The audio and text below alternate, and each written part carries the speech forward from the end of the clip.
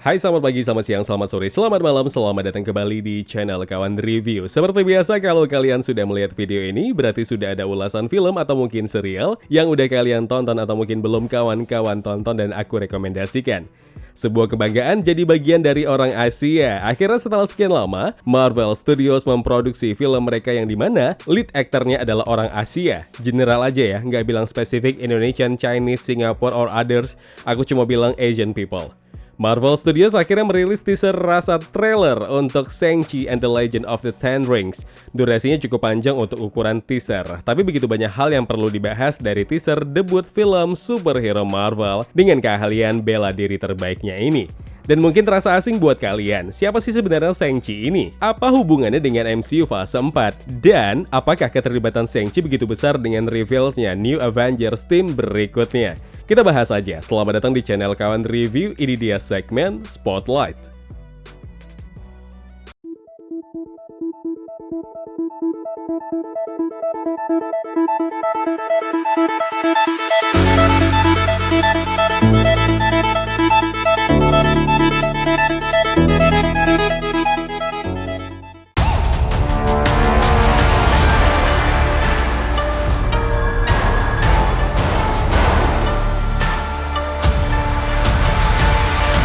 Yang ditunggu akhirnya datang. Kayaknya sepanjang kuartal 1 2021 ini udah beberapa trailer, film, dan serial diunggah Marvel Entertainment. Jika sebelumnya Black Widow dan Loki, kali ini giliran Marvel's first the Asian superhero, the one and only, Shang-Chi. Sebenarnya jauh sebelum akhirnya Marvel mengunggah promo film-film dan serial mereka untuk MCU fase 4, dari eranya film Iron Man sudah mulai tercium bau-bau mengarah munculnya Shang-Chi ini. Terlihat dari tokoh fake Mandarin di film Iron Man, bahkan ada juga di film Ant-Man. Sekarang kita recap teaser Shang-Chi and the Legend of the Ten Rings ini. Dari video 2 menitan tersebut bakal ada dua latar waktu dan tempat. Pertama, Shang-Chi muda yang menghabiskan waktunya latihan bela diri bersama mentornya. Seseorang dengan wajah ditutupi topeng yang bisa dipastikan itu adalah Death Dealer dengan penampilan berbeda seperti versi komiknya. Latihan ini berhubungan dengan narasi Wenwu untuk menjadikan Shang-Chi sebagai pembunuh mematikan. Shang-Chi dewasa yang diperankan Simu Liu akhirnya hijrah ke San Francisco, terlihat di plat di dinding hotel yang bertuliskan Samar Francisco. Kemudian kita juga dibawa ke scene di saat Shang-Chi dewasa kembali bertemu dengan ayahnya Wenwu. Dari narasi singkat video teaser ini bisa disimpulkan, Wenwu menginginkan Shang-Chi kembali antara jadi penerus The Ten Rings atau bakal dijadikan pembunuh mematikan untuk organisasi Ten Rings tersebut. Namun pada akhirnya Shang-Chi justru menolak tawaran ayahnya lantaran hijrahnya dia untuk pergi dari bayang-bayang ayahnya tersebut karena mungkin sudah tahu seperti apa jahatnya organisasi Ten Rings tersebut.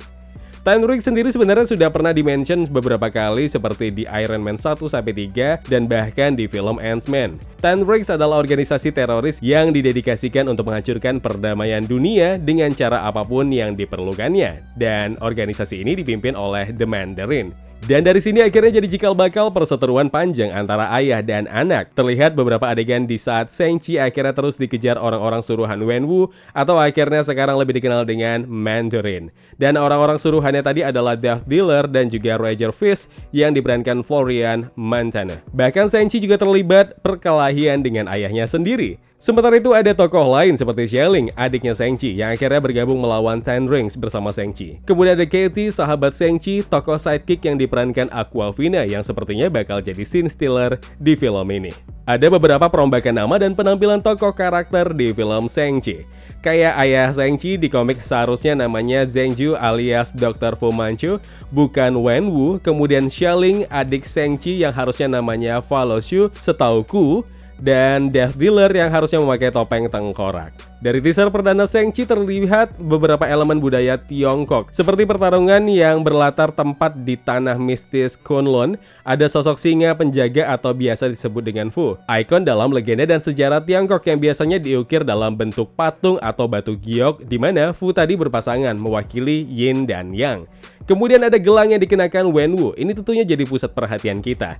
Dan ini jadi perombakan Marvel yang sebelumnya Ten Rings itu adalah 10 cincin, dan di origin Marvel Cinematic Cinematic Universe berubah menjadi gelang, di mana gelang-gelang ini lebih mirip dengan gelang Tiongkok yang disebut dengan Huangge. Tapi tentunya dengan kekuatan yang sama dengan cerita komik aslinya, di mana tiap cincin dan gelang itu masing-masing punya kekuatan yang sangat besar. Seperti di salah satu adegan di saat Wenwu dapat mengontrol air dan membuatnya slow motion. Tapi dari salah satu adegan ada seseorang berhadapan dengan para pasukan dan sepasang singa penjaga. Seseorang tadi terlihat menggunakan gelang yang sama dengan yang dikenakan Wenwu, dan dari outfit yang dikenakannya itu jelas bukanlah The Mandarin. Sepertinya itu adalah Xialing, outfit yang sama seperti yang pernah terlihat dari action figure yang diproduksi Build a Figure Legend series, yang kemungkinan gelang tadi didapatkan dari turnamen bela diri yang melibatkan Xialing dan Shang-Chi. Ini mungkin mengingat The Mandarin tahu betul kekuatan dari ke-10 gelang tersebut, dan sulit dipahami kalau gelang maha dahsyat itu justru pindah tangan dengan sangat mudahnya. Oke, terus pertanyaan terbesarnya, apa sebenarnya hubungan Shang-Chi dengan MCU fase 4? Banyak. Karena pada dasarnya cerita komik Marvel, meski tokoh ini tidak banyak dapat highlight daripada tokoh hero-hero Marvel lainnya, setidaknya Shang-Chi pernah bergabung dengan Avengers. Kalian bisa baca origin story Shang-Chi di komik Marvel Special Marvel Edition issue 15 sampai issue 17 yang diberi judul terakhir The Hands of Shang-Chi, Master of Kung Fu, Secret Avengers issue 6 sampai 10, dan yang terakhir ada di komik Avengers volume 5 issue 1 sampai 3, Avengers vs X-Men, di mana diceritakan Captain America dan Iron Man ingin membuat tim Avengers baru yang lebih besar dan juga lebih kuat, dan Shang-Chi adalah salah satu hero pertama yang dipilih untuk masuk jadi bagian Avengers. Selain itu, tokoh Shang-Chi juga banyak terlibat dengan tokoh hero Marvel, Iron Fist. Kemudian Black Panther juga berulang kali nge-mention Shang-Chi sebagai one of the best fighter on earth. Dan kemudian Shang-Chi juga pernah terlibat di komik anthology Marvel, di mana di situ ada Moon Knight. Nah, dari beberapa komik yang tadi kusebutkan, harusnya sudah cukup memperjelas keterlibatan Shang-Chi di MCU fase 4 akan sangat besar. Terlebih masih ada beberapa tokoh hero Marvel lainnya yang masih ongoing. Kesimpulan akhir setelah melihat teaser Shang-Chi and the Legend of the Ten Rings ini bakal jadi cita rasa yang berbeda dari sepanjang perjalanan Marvel Studios menggarap film-film superhero-nya. Terlebih ini jadi film superhero Marvel Asia pertama yang difilmkan. Martial art bakal jadi pertunjukan yang paling ditonjolkan di film ini, mengingat Shang-Chi adalah petarung tangan kosong terhebat yang dimiliki Marvel. Kita tunggu aja Shang-Chi and the Legend of the Ten Rings ini akan rilis tanggal 3 September 2021 mendatang. Semoga kalian sehat selalu dan panjang umur.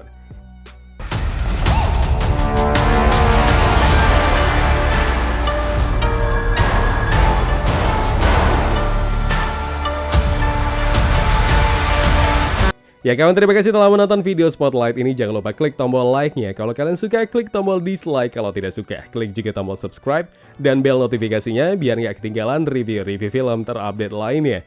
Kalau gitu aku Zain pamit undur diri. Terima kasih, jaga kesehatan, tetap positif, dan jangan lupa bahagia.